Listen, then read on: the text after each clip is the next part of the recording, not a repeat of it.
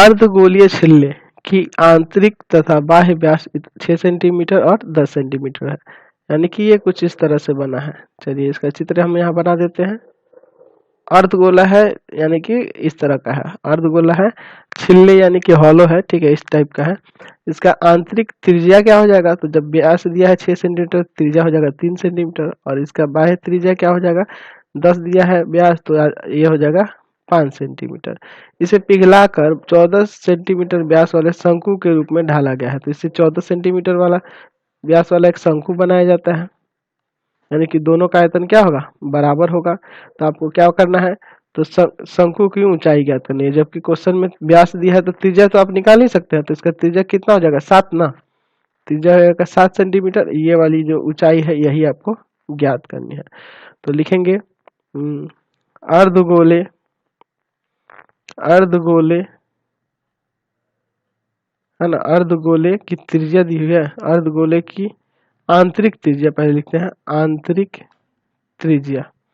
तो आंतरिक त्रिज्या की बात करें तो वो छोटा r से डिनोट करिए, वो हो जाएगा 6/2 यानी कि 3 सेंटीमीटर, समझ रहे हैं ना, 3 सेंटीमीटर, 3 बार में कट जा रहा है, ठीक।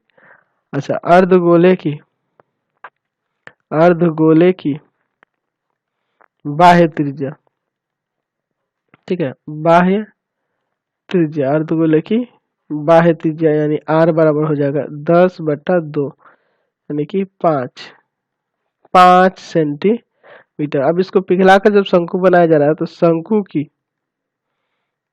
त्रिज्या, शंकु की त्रिज्या, तो इसको दूसरा सिंबल देते हैं क्योंकि ये दोनों अलग है ना दोनों से, तो इसको r1 दे देते हैं, r1 यानी ये कितना दिया है, शंकु की त्रिज्या कितनी दी हुई है, तो हो जाएगा 14/2, क्योंकि व्यास दिया है ना क्वेश्चन में 7 सेंटीमीटर, ठीक है। और शंकु की ऊंचाई तो हम लोग h माने हैं।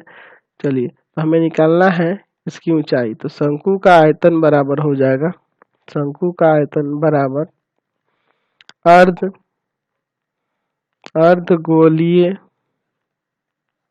अर्धगोलीय छिल्के का आयतन,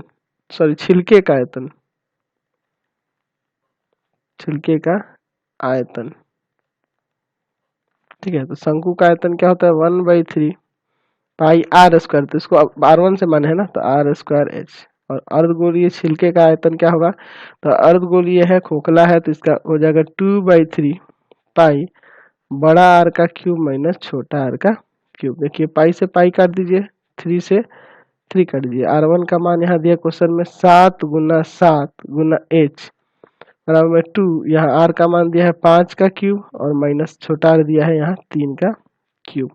चलिए आगे सॉल्व करते हैं इसको। तो इसको ये हो गया आपका 49 × h बराबर 2, 5 का क्यूब होता है 125 और 3 का क्यूब होता है 27, घटा देते हैं तो h बराबर हो जाएगा 2 × ये घटाएंगे तो आ जाएगा 98 और बटा में है 49। ये कितना बार में कट जाएगा, इसे 2 बार में, यानी 2 × 4 सेंटीमीटर इसकी ऊंचाई निकल जाएगी। Question number